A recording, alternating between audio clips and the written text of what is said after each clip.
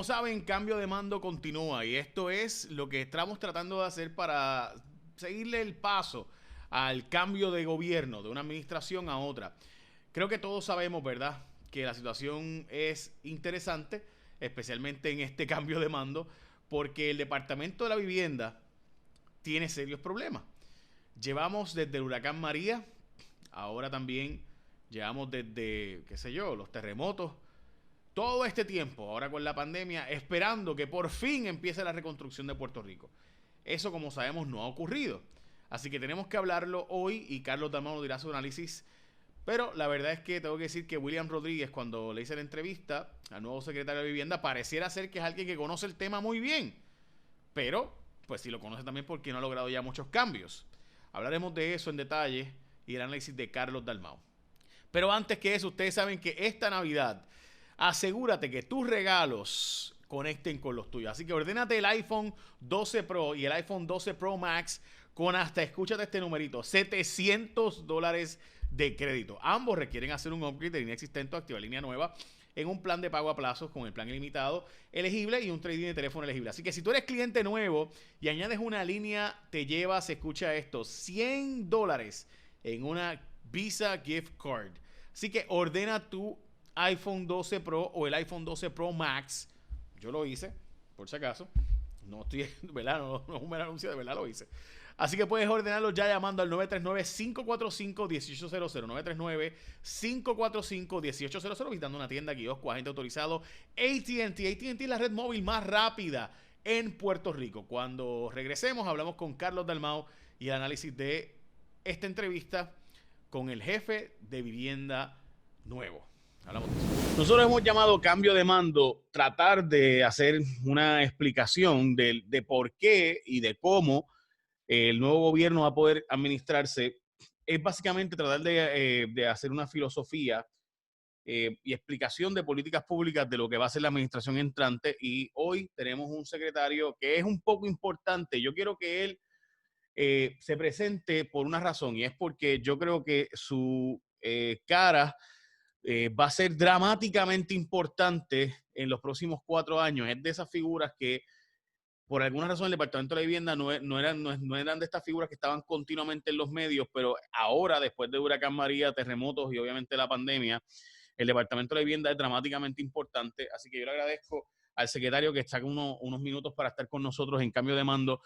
Esta transmisión, como saben, sale en mis redes sociales y posteriormente también saldrá en radio, para tratar de explicar la filosofía y con tiempo, tener suficiente tiempo y espacio para poder explicar cuáles van a ser las estrategias para que esto mejore. Saludos, secretario. Buenas tardes. Saludos, buenas tardes, Jake. Agradecido de la oportunidad. Secretario, su nombre, apellido y su resumen, ¿cuál es? William Rodríguez, yo soy abogado de profesión. Llevo muchos años relacionado al Departamento de la Vivienda y a la Administración de Vivienda Pública. Empecé en el Departamento de la Vivienda como abogado en la división legal en un momento dado, para el año 2010-2011. Posteriormente pasé a la Administración de Vivienda Pública como administrador asociado en lo que tiene que ver con área de adquisición y contratación, lo que es procurement, ¿verdad? Para propósitos federales.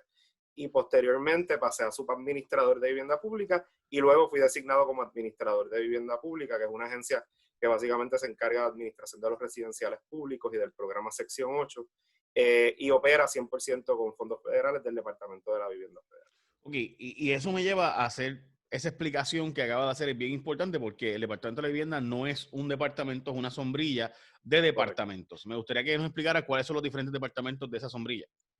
Pues en la actualidad somos 2 solamente, porque hubo un momento en que se hicieron unas consolidaciones en el departamento y actualmente es el Departamento de la Vivienda y la Administración de Vivienda Pública, son las 2 agencias que existen actualmente. Ok, y la pregunta va, y le hago esa pregunta porque quisiera saber, ¿el Departamento de la Vivienda tiene injerencia de las viviendas que se construyen o que se dan permisos para la construcción en Puerto Rico, o realmente es el departamento para los residenciales públicos y la distribución de fondos federales de reconstrucción después de los huracanes y terremotos? Bueno, es una mezcla. El Departamento de la Vivienda, a través de su presidente, es quien dirige la Junta de Gobierno. Hay unas facultades que tiene el Departamento de la Vivienda, que no tiene la Administración de Vivienda Pública, ¿verdad? Como agencia adscrita. La función de la agencia de vivienda pública es construir residenciales nuevos, modernizar residenciales nuevos, atender los residenciales nuevos y trabajar también con las entidades federales para esa recuperación de lo que es el inventario de vivienda pública. Igualmente, desde el punto de vista de sección 8, pues atender las necesidades de la gente a través de esos vales en caso de emergencia. Ok, o sea que ahora mismo si yo voy a hacer una urbanización en San Lorenzo, por ejemplo, Ajá. ¿necesito el permiso de vivienda? No, ¿verdad? Si fuera una vivienda de interés social, una urbanización de interés social, en ese caso, sí ¿verdad? El departamento evalúa y da una certificación de que ese proyecto cumple para propósitos de vivienda de interés social. Ok, Esa sería sí, la función. dependiendo de qué créditos o qué beneficios del gobierno tenga y cuál es la necesidad del gobierno, pues de ahí tengo que ir o no a vivienda. Correcto, Ok. correcto. La próxima pregunta, la razón por la cual planteo estas preguntas es Ajá. porque yo creo que sí hacen falta cierto tipo de construcción. Por ejemplo, Ujú, ahora mismo en la zona de Atorrey están subiendo los precios, en la zona de Dorado están subiendo los precios de las casas, en ujú, ciertas zonas de Miramar están subiendo dramáticamente porque hay una clase media alta que está buscando residencias con full planta después de los huracanes, o sea, no depender de la Autoridad de Energía Eléctrica. Y creo que esa conversación no se está dando porque tenemos un montón de vivienda abandonada, mientras que hay unos nichos que sí deberían permitir un crecimiento económico. ¿Vivienda no tiene injerencia en eso? Pues en cierto punto sí. Yo creo que el Departamento de la Vivienda tiene un área de planificación que ha estado subutilizado.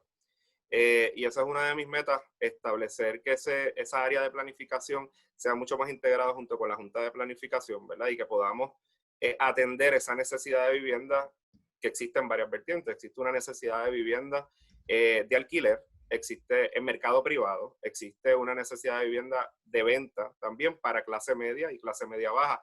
Eh, lo había estado expresando en otros programas, nos preocupa muchísimo el aumento de construcción y cómo eso impacta la vivienda para la clase media y para la clase ¿verdad? Y la vivienda de interés social. Y definitivamente tenemos que planificar y desarrollar estrategias para poder atender esos dos Sí, sectores. los costos de construcción están en una situación bien particular y hay que hablar de eso. Me gustaría hablarlo ya mismito, pero antes, ok, hablemos de María, hablemos de las unidades de vivienda. Hasta ahora solo llevamos 231 básicamente viviendas completadas de las casi 25,000 a 30,000 que nos hacen falta.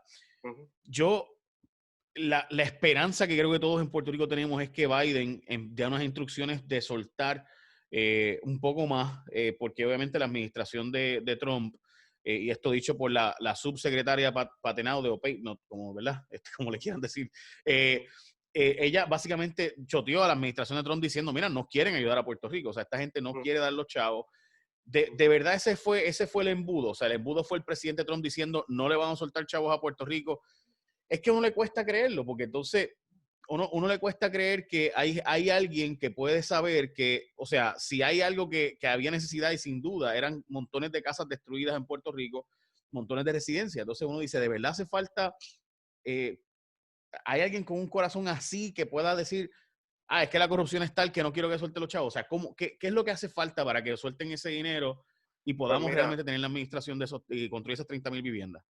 excelente pregunta. Yo no sé exactamente qué motivó las restricciones, pero el hecho indudable es que hay restricciones que no se le han impuesto a otras jurisdicciones. Hay demasiados procesos, demasiadas exigencias, demasiada fiscalización. La fiscalización no es mala, pero cuando es excesiva y obstruye el trabajo, dificulta definitivamente que se puedan desembolsar fondos a todos los niveles y, ¿verdad?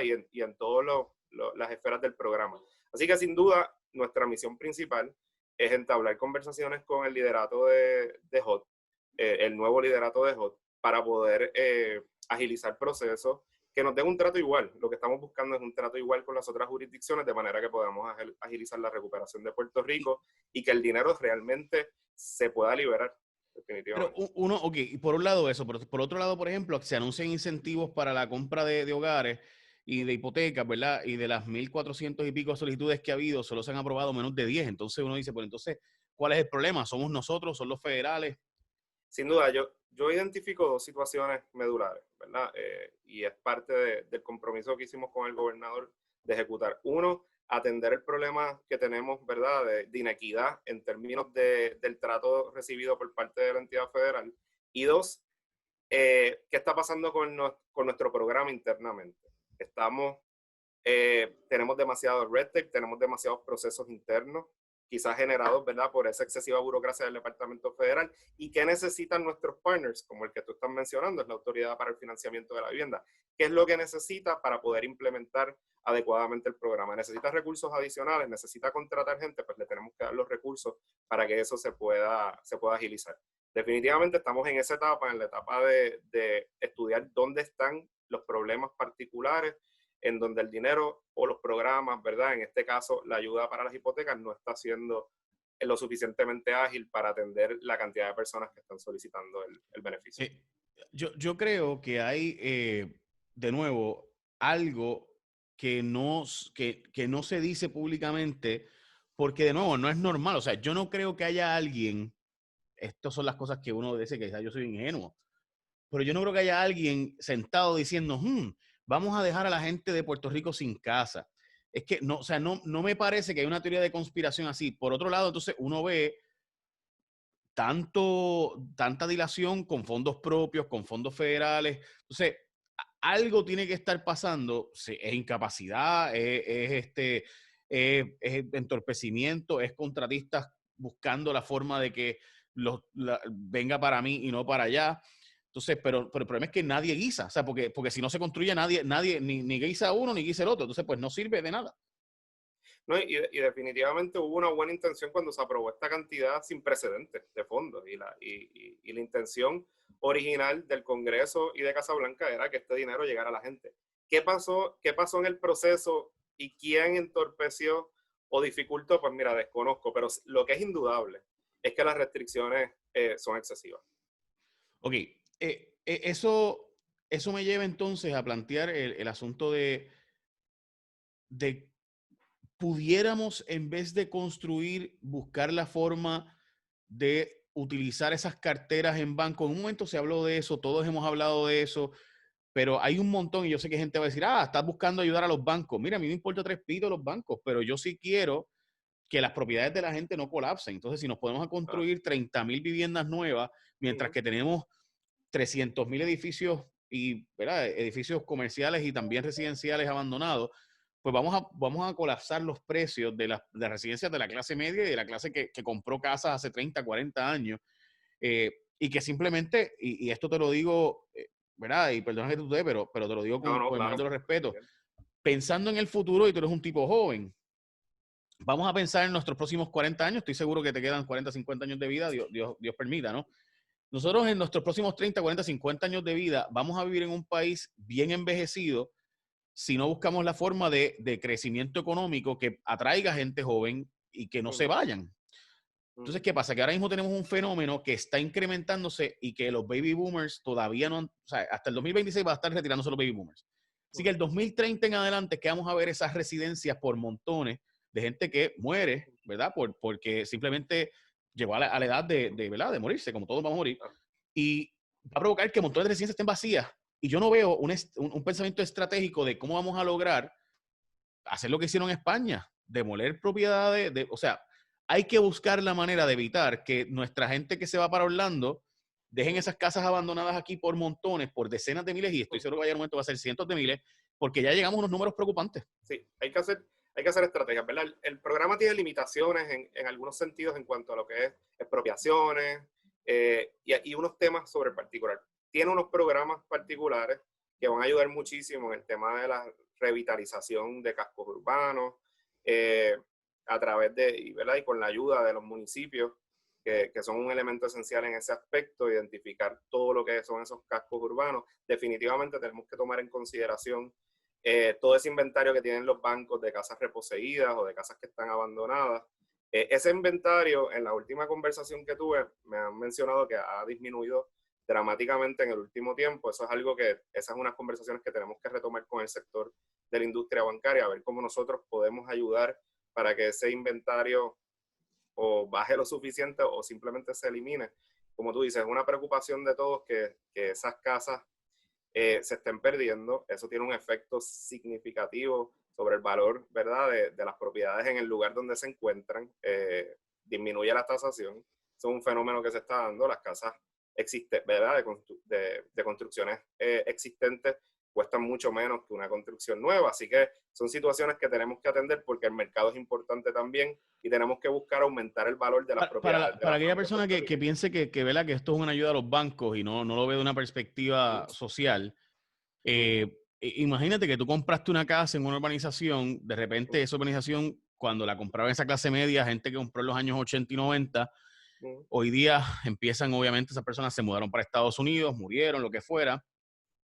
Esa casa tuya baja no solo dramático el valor de tu casa, sino que además de eso provoca, o sea, tenemos ahora mismo una situación de que la gente no quiere vivir allí, así que vas a provocar que haya unos nichos de precios extremadamente altos y precios extremadamente bajos. Entonces, ¿qué va a pasar con la clase media trabajadora? Que es un problema real, o sea, porque vamos a tener entonces profesionales viviendo en zonas privilegiadas y esa desigualdad social dramática. Así que para mí es bien importante tocar ese tema porque no es hoy, ya estamos teniendo ese problema, o sea, tenemos un montón de gente que deja la herencia y dice, esa casa no vale nada, y se van para Estados Unidos y la mitad de la familia vive fuera y la mitad aquí, entonces es un problema. Las herencias, el usucapión, etcétera. Yo sé que sabes del tema, es que me preocupa que es algo de como siempre estamos apagando fuego, y perdóname, pero los secretarios siempre están apagando fuego, nunca están, o sea, es bien poco lo que puedes planificar para el futuro. Este tema es uno de esos que si no planificamos para el futuro,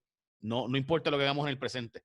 Es mi opinión, no sé si estoy exagerando esto, como tú lo ves. No estás exagerando, yo tengo una preocupación genuina, o sea, yo soy de clase media y he visto cómo eso ha afectado a mi familia dramáticamente, nos ha afectado a todos en términos de las propiedades. El ejemplo mejor es mi señora madre, que su propiedad pues ha disminuido significativamente por todo lo que hemos mencionado, y yo creo que parte de esa planificación de cómo vamos a invertir este dinero, aparte de que es llevar, ¿verdad?, construir propiedades nuevas o reubicar a las personas, ¿verdad?, llevar un desarrollo económico para Puerto Rico, poner el dinero donde tiene que estar, tenemos que ir de la mano con la planificación y poderlo utilizar para ayudar con esos problemas sociales que los estamos viendo ahora y que si no los atendemos, la situación se va a agravar, y estoy totalmente de acuerdo contigo.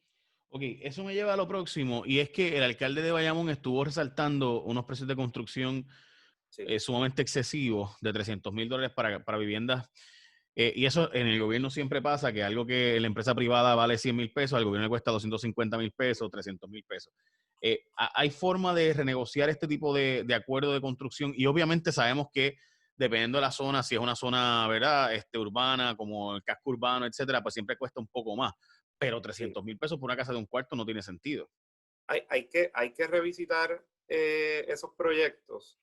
En particular, yo no sé exactamente cuál de todos los proyectos, pero tomando por ejemplo el proyecto de Cagua, que es un proyecto pues que tengo información, son proyectos que aunque albergan personas de interés social, no necesariamente se construyen, la construcción no es igual a la de una vivienda de interés social. Son proyectos mucho más grandes, con unas terminaciones, porque es un programa de HOT que lo que busca es la integración entre distintas comunidades y poder atender el mercado privado también. Ahí hay mercado de alquiler privado.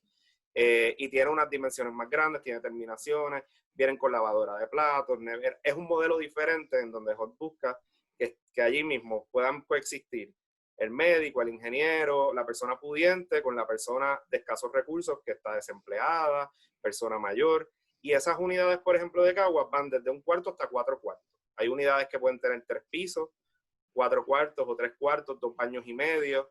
Vienen con lavadora, secadora, todos estos amenities. Vienen con planta eléctrica full, vienen con cisterna full. O sea, es bien o sea, no es igual a un proyecto de interés social. Ahora bien, esos proyectos tienen una particularidad en donde la inversión, y no me quiero poner muy técnico, y verdad, me parece si me estoy poniendo muy técnico, pero donde la inversión del programa que lo crea, verdad, que aporta los fondos, es mucho menor porque viene con el tema de los créditos contributivos. Son proyectos que de ordinario no se hubiesen podido hacer con los fondos, verdad, que recibe el Estado.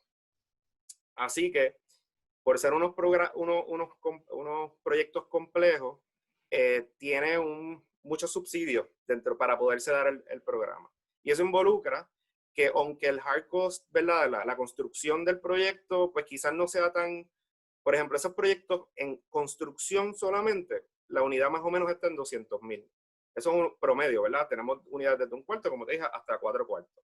Ahora, los soft costs de ese tipo de proyectos son bastante altos. Y eso es algo que se tiene que tomar como política pública si se quiere seguir haciendo o no se quiere seguir haciendo. ¿De qué manera se puede disminuir esos soft costs? Yo espero que el costo de construcción baje un poco ahora que, ¿verdad?, que los $15 están paralizados y que ese tipo de proyectos sea más económico. Pero como política pública se tiene que tomar la determinación si ese tipo de proyectos se quiere hacer, porque cuando miras, es un poco difícil de explicar, cuando miras la inversión real del programa, no es tan alta como o sea, es menos de lo que te costaría hacer un proyecto de ese tipo, de interés social. Ok, me gustaría saber varias cosas. Tengo unos cuantos comentarios de esto, pero pues no, si nos quedamos ahí, estamos 1 hora. Sí, es que sí, y es denso. complicado. La próxima pregunta sería preguntarle a usted sobre, ahora mismo en Puerto Rico este es el segundo lugar con más unidades de vivienda en todos los Estados Unidos, ¿verdad? Dentro de un mismo departamento, porque en los estados funciona diferente. Usted es el administrador ahora mismo, básicamente de los residenciales públicos, etcétera. ¿Cuál ha sido el gran logro que ha pasado bajo su administración, número uno? Y número dos, ¿cuál es el reto más importante que tiene alguien que dirige los residenciales públicos en Puerto Rico? Porque es obvio que hay un montón ¿verdad?, de problemas en los residenciales públicos, además de la delincuencia, que mucha gente solo se habla de la delincuencia, pero hay un problema de pobreza, hay un problema de falta de oportunidad de empleo. O sea, y porque el problema es que si el chamaco es que está ahí, tiene que decidir entre el punto o ¿verdad?, trabajar a 7.25 la hora, es difícil. O sea, francamente, es fácil, el punto de jamás. O sea, es la verdad. O sea, yo no creo que nadie se meta al mundo del narcotráfico. Lo que te estoy diciendo con esto es, yo no creo que nadie se meta al mundo del narcotráfico diciendo, yo quiero ser narcotraficante. No, Siempre los hay, ¿verdad? y Siempre hay gente que sí. definitivamente esa situación se ha agravado con la situación económica de Puerto Rico. Exacto, Eso, exacto. no hay Es la duda. realidad económica que te lleva en esa dirección. Porque yo presumo que todos queremos ser el atleta que da honor al barrio y que, ¿sabes? Whatever. No, y cuando voy a los proyectos y veo a los jóvenes y veo, ¿verdad?, y los niños y los veo tan ingenuos y me preocupa mucho y los veo, yo digo, o sea, ¿cómo podemos ayudarlos a que no terminen así como tú estás mencionando? Eso es una preocupación grande. Nosotros tenemos muchos programas de ayuda para los residentes desde el residencial en temas de ayudarlos a terminar su 4º año, ayudarlos a entrenarlos en distintos oficios, ayudarlos para poder llegar a la universidad, a que estudien online desde los proyectos. Para mí ha sido un proyecto importante el establecer centros educativos tecnológicos en los proyectos de vivienda pública. Estamos ahora en un proyecto para llevar internet a los residenciales, de manera que los niños puedan seguir estudiando, puedan seguir teniendo un espacio, aparte que tengan internet, ¿verdad?, en sus casas, que tengan un espacio donde ellos se puedan separar, ¿verdad? A veces tenemos muchos problemas en nuestro núcleo familiar, y un espacio donde ellos se sientan seguros, donde tengan una persona que los esté ayudando, que les dé tutorías, que los guíe en el camino y que los ayude a salir adelante. Esa fue una de mis prioridades. Queremos llegar a los 330 proyectos, vamos por 127. Eso entendemos que el administrador entrante va a continuar con esa obra. Yo, como secretario y presidente de la Junta, voy a seguir llevando esa obra. Cosas importantes que se hicieron varias cosas, ¿verdad? Y muchas en el tema de los servicios a los residentes. Volvemos, ahí es un problema social grande que tenemos que trabajar con distintos componentes, no solamente dentro de vivienda pública, porque sería, ¿verdad?, imposible. Yo creo que la educación es sumamente importante. Nosotros ese renglón lo estamos haciendo, los estamos también manteniendo en el deporte. En los residenciales la pandemia no ha ayudado definitivamente en el tema del deporte para mantenerlos alejados, ¿verdad?, de lo que tú mencionas, que es el tema de la delincuencia y de los puntos de droga. Y en términos de la administración de vivienda pública, mi norte fue el tema de agilizar el desembolso de fondos, ¿verdad?, y que llegaran a los proyectos más rápido. Nosotros hemos invertido en tecnología, de manera que hemos automatizado los procesos. Se había adquirido un software que es muy bueno y que lo utilizan otras jurisdicciones. Cuando nosotros llegamos, pues lo que hicimos fue que lo estamos utilizando básicamente en su capacidad, en las distintas áreas operacionales, eliminando papel, eliminando burocracia y disminuyendo, de manera que el dinero pueda salir mucho más rápido a los proyectos y podamos ver, ¿verdad? Esa obra en los proyectos. Pero el reto más grande que tiene la administradora, aparte del tema de la seguridad, es un tema importante, es el tema de presupuesto. Nuestros proyectos son de los años 40, 50, 60 en su mayoría. Es un inventario viejo. El problema no lo tiene Puerto Rico, lo tiene la nación completa. Y los fondos que se asignan no son suficientes para atender la necesidad del inventario. Sí. Hay otra pregunta que quería hacerle, y sí, o sea, de nuevo, ese tema es extremadamente complejo. La próxima pregunta que quería hacerle es, Pesquera y Harrison son unos cuantos de los asesores que facturan mucho a los municipios por asesorar en esto. ¿Por qué hacen falta intermediarios para asesorar municipios y no puedo hacerlo HOT directamente? Y de hecho, ¿pueden los municipios recibir los fondos CDBG en la escala? Porque tengo entendido, los alcaldes todos lo piden, pero a nivel federal hay unas regulaciones que tiene que ser a nivel central, ¿no? Bueno, depende de qué fondos CDBG me hablas, de los regulares, de los estatales. Sí. Lo que pasa es que hay municipios que lo reciben directamente, ¿verdad? Que son lo que se conocen como los entitled, y hay otros que entonces se reciben a través del Estado y de ahí entonces se distribuyen a los municipios.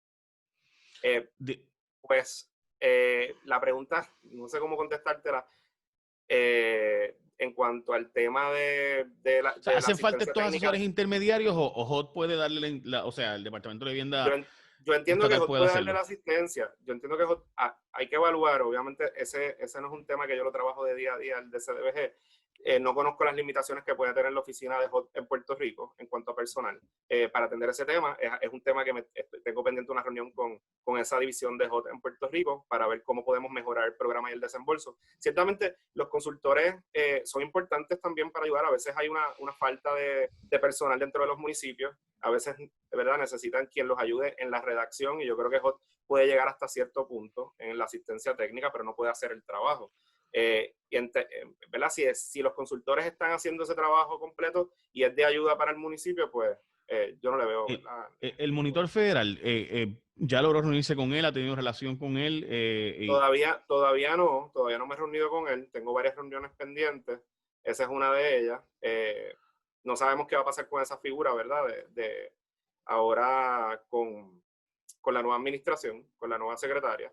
Que sería una de mis prioridades, obviamente, reunirnos con ese liderato, tanto en Washington como en Puerto Rico, pero quedaría pendiente cuál sería, ¿verdad?, la visión de ellos y de si el monitor entonces va a seguir siendo el monitor. En cuanto a las viviendas o hipotecas que están solicitando personas para comprar casa, sabemos que obviamente las tasas de interés no van a estar eternamente bajas, sabemos que va a estar unos cuantos años más, o se espera, ¿verdad? El pronóstico es que van a estar, pero mucha gente está tratando de aprovechar ahora, porque estamos hablando de 2.5, 2.6% en tasas hipotecarias, o sea que estamos hablando de números súper atractivos para un mercado de comprador.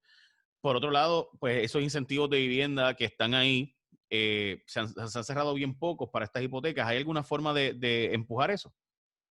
Definitivo. Nosotros vamos a estar asignándole recursos, ¿verdad? Y queremos primero evaluar dónde está la situación, cuál es el problema. Yo entiendo que es ¿verdad?, de afuera, porque no está todavía no ha asumido el cargo, pero entiendo que es un problema de recursos. Hay que ayudar a la Autoridad para el Financiamiento de la Vivienda.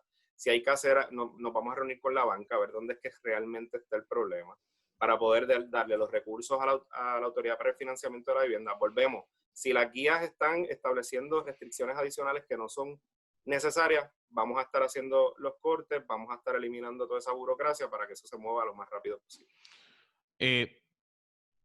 Esta pregunta presumo que no vas a querer contestarla, pero voy a hacerla como quiera. Y tú me dices, Gil Enseñat dice que se fue de la agencia porque supuestamente no había podido contestar a la gobernadora unas cuantas preguntas. Por otro lado, hay gente que dice que realmente era porque estaba con Pierluisi. Usted ha administrado una agencia. O sea, ¿cuál fue la razón para que se salga Gil Enseñat de la posición en la que usted ahora va a estar? Pues mira, eso es una contestación que te tendría que dar el pasado secretario. Tenemos muy buena relación con él. Pienso que es un excelente profesional. Pero se lo dejaría a él que él sea el que te conteste las razones por las que... Ok, y de las 15,000 unidades de vivienda que se han reportado, es un poco más de 15,000 realmente que tuvieron daños, pero no irreparables, que requieren reparaciones, pero a la misma vez FEMA no las está cubriendo, seguro privado tampoco las cubre. ¿cuántas han recibido ayuda de fondos CDBG, que se supone que haya fondos para esto? Y esa era mi penúltima pregunta. Y la otra pregunta, los incentivos de turismo y desarrollo económico de fondos CDBG. Pues mira, no tengo el dato específico, ¿verdad? Me han estado dando información. Ahora mismo no lo tengo, pero te lo puedo conseguir, obviamente, y te lo puedo hacer llegar, definitivamente. Te lo agradecería, porque es una información que creo que es buena y que hace falta empezar a sacar, porque hay un montón de gente que realmente necesita, por un lado, y por otro lado, pues, este asunto de las hipotecas es lo mismo. Yo aspiro, y sé que, al igual que tú y Pierluisi, básicamente me hizo las mismas contestaciones. La expectativa es que Biden pueda dejar que gran parte de esos fondos no tengan el nivel de restricciones que tienen ahora, pero muchas veces el gobierno federal funciona como un gobierno permanente. O sea, contrario a nosotros, que tenemos mucho cambio en la estructura de gubernamental con los cambios de administración, el gobierno federal tiene mucha gente que se queda, o sea, mucha gente no cambia. Así que es importante entender eso. Así que mi pregunta sería, ¿cuál es la apuesta para que, más allá de que Biden es el nuevo presidente y hay una nueva secretaria, después de enero 20, pues tengamos ese empujón para que estos fondos se suelten? Y esa sería mi última pregunta. Y los fondos de turismo y de desarrollo económico, que sé que habían fondos CDBG por ahí. Pues mira, conociendo al personal de carrera, yo no creo que ahí estaba el problema. Siendo honesto, yo creo que había, ¿verdad? El liderato tenía unas posiciones particulares, establecieron unas restricciones, y yo creo que, volvemos, no sé lo que los motivaba, pero no me parece que tenga nada que ver ni esté relacionado con el liderato de carrera o con el personal de carrera. Yo creo que ellos han estado en la mejor disposición de colaborar con Puerto Rico, y de hecho, de que no han estado cómodos con ese trato. Así que yo creo que con un cambio de liderato y con un cambio de visión y de trato igualitario, la situación debe mejorar. Y si no mejora, lo estaremos diciendo también. Yo espero. Pues, secretario, muchas gracias por su tiempo y su disponibilidad a contestarnos cuantas preguntas. De nuevo, esto es Cambio de Mando, tratando de dar una visión de política pública y de expectativa y esperanza de cambio, porque pues no todo puede ser crítica, tiene que haber también esperanza de que algo va a mejorar y que estaremos mejor en el futuro. Muchas gracias, secretario. No, gracias a ti por la oportunidad. Carlos, voy a empezar con lo que es más obvio. Evidentemente, el nominado para vivienda es una persona que conoce del tema. Es obvio que domina el tema.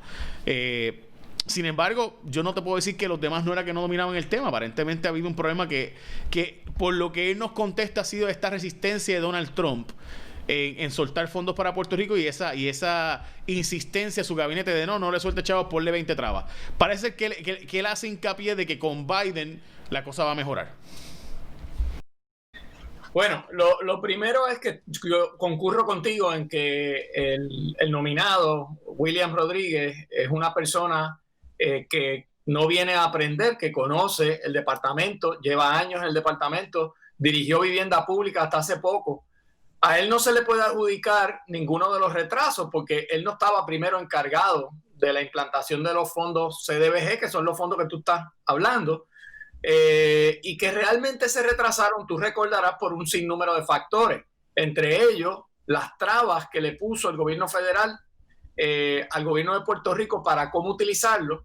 Pero en el medio de todo eso, no se nos olvide, de repente la gobernadora prácticamente despidió al secretario de Vivienda, Fernando Gil, en medio de aquel escándalo de los almacenes, que luego se demostró que Gil no tenía nada que ver con eso.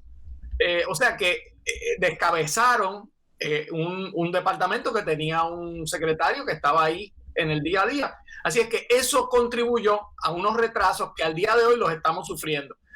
¿Por qué son fondos tan importantes? Porque, como explica el secretario, la implantación de este programa está dirigida a la reparación de cientos y miles de hogares en todas las zonas afectadas, no solamente por lo que todavía tenemos del huracán y los toldos azules, sino también por los terremotos. Así que es un programa extraordinariamente importante, y yo le deseo a este nominado la mejor de las suertes, porque se ve que tiene el drive y el conocimiento, pero obviamente tiene que poner el dinero donde tiene que. Ok, y eso me lleva a hacerte una pregunta. ¿Tú crees que de verdad la diferencia va a ser el que antes Trump estaba poniendo trabas, comas, puntos, 3 puntos suspensivos, lo hacemos después, y ahora Biden va a cambiar la cosa? O sea, ¿de verdad tan fuerte fue eso? Bueno, yo creo que va a ser una combinación de factores, no solamente el tema de Trump. ciertamente vas a tener una administración, la administración de Biden va a ser más, digamos, generosa y con un ánimo de ayudar a Puerto Rico, porque se nota en la actitud de Biden y de su equipo. Y además, hay que mencionarlo, el gobernador Pierluisi fue comisionado residente por 8 años, conoce muy bien la dinámica en Washington y el manejo de fondos federales y qué hay que hacer para cumplir. Aquí, esto hay que decirlo, Jay, aquí a veces hay una cultura de que ese dinero debe llegar y suéltalo y no nos pidas ningunos requisitos. Trump lo llevó al máximo de la exageración para tratar de retrasar el uso, pero aún así hay que cumplir, hay que demostrar cumplimiento y no solamente en vivienda, en muchas otras áreas, en salud, en educación. Y yo creo que si algo este gobierno debe establecer un contraste claro es en el manejo de fondos federales, cómo se manejan, cómo se ponen a utilizar y cómo se da cuenta de ellos. Carlos, en cuanto a vivienda pública, HUD a nivel federal tenía Pat Enaudi o Pate Not, dependiendo de cómo tú le quieras decir, que era la persona clave que usaba en Puerto Rico, y ella fue la que advirtió que Donald Trump estaba apretando los chavos, y ella fue la que decía, mira, la verdad es que aquí Trump no está dejando que fluya el dinero para Puerto Rico y hay una vendetta en contra de Puerto Rico. Ella se lo dijo a diferentes medios que lo reportaron, incluso Axios lo había reportado mucho antes, Jonathan Swan había reportado meses antes de que Politico.com y otros medios en Estados Unidos como el New York Times y Washington Post escribieran artículos parecidos, especialmente Washington Post, que fue el que finalmente tuvo el famoso quote de ella, la famosa cita de ella. ¿Por qué nosotros no logramos una presión mayor para de alguna manera para lograr esto? O sea, porque escuchamos a Trump hablar de traer las farmacéuticas, pero no presionamos donde los chavos sí estaban ya seguros y destinados y aprobados. Bueno, ocurrieron una serie de factores que nos quitaron fuerza para ese tipo de presión. Porque si bien es cierto que Trump, y eso te lo puedo dar fe, yo que trabajo algunas cosas en el gobierno, ¿verdad? En temas federales. Una de las estrategias clave del gobierno era que la palabra Puerto Rico no apareciera, que no fuera específico sobre Puerto Rico en una medida, porque de lo contrario en la Casa Blanca le ponían un veto. O sea, eso era real. Pero cuando sobre eso tú tienes un récord como el de la administración Rosselló, que lo vivimos, con actos de corrupción en distintos lugares, con todos estos cuestionamientos, luego explota lo del chat. Eso nos quitó muchísima credibilidad para ir a Washington a exigir, y yo creo que Trump aprovechó eso, aprovechó la debilidad de un gobierno que había perdido la credibilidad para poner excusas y retrasar el uso de fondos.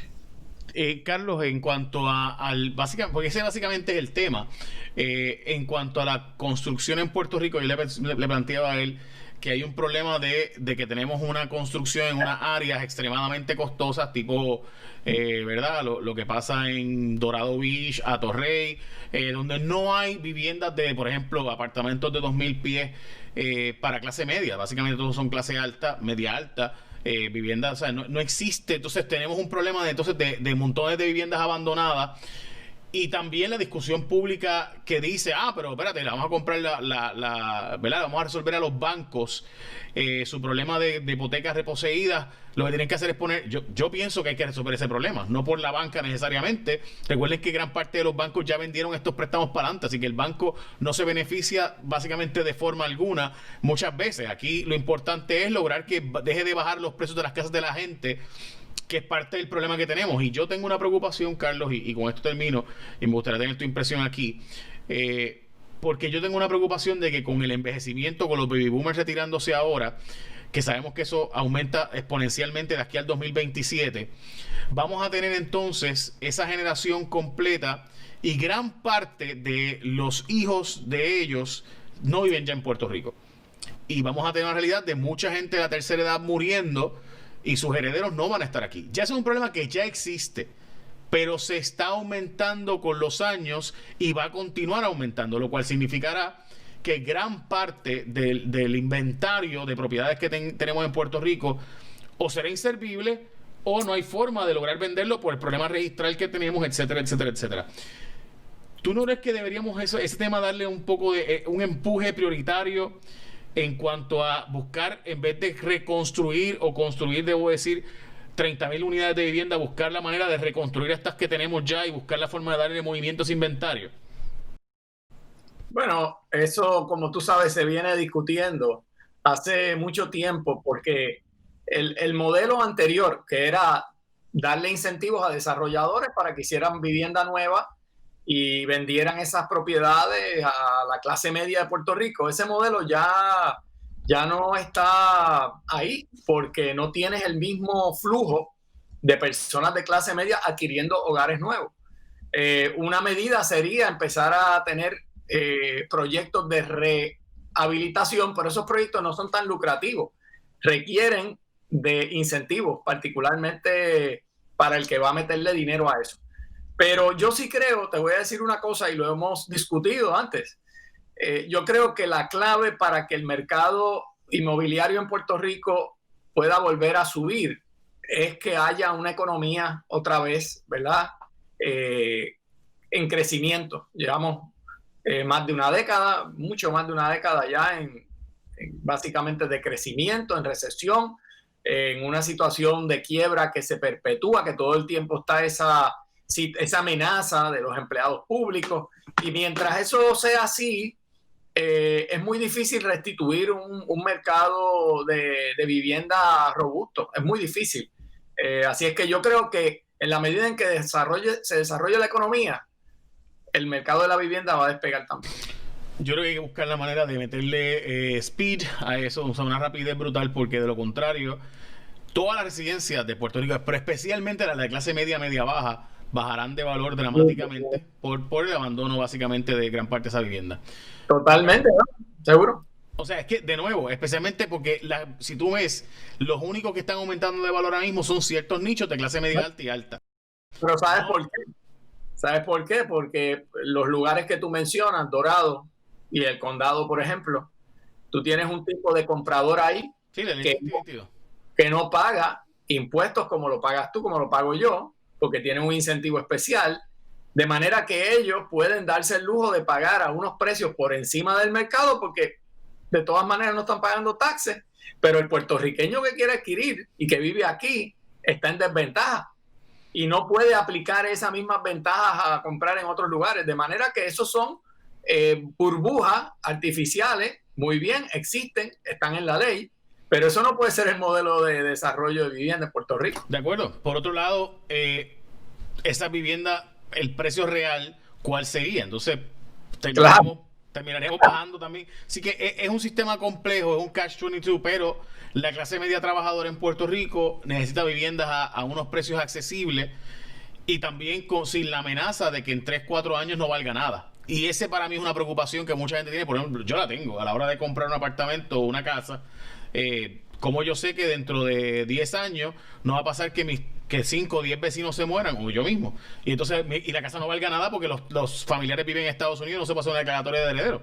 Eso es un tema legal que no vamos a entrar nosotros ahora porque estamos hablando de vivienda, pero me parece que es un problema a largo plazo que si no resolvemos desde ahora, si no ponemos unos lineamientos desde hoy, vamos a tener serios problemas en 10, 15 años, y entonces resolverlo va a ser un tostón. Ya esto pasa en la zona rural de Puerto Rico, Carlos.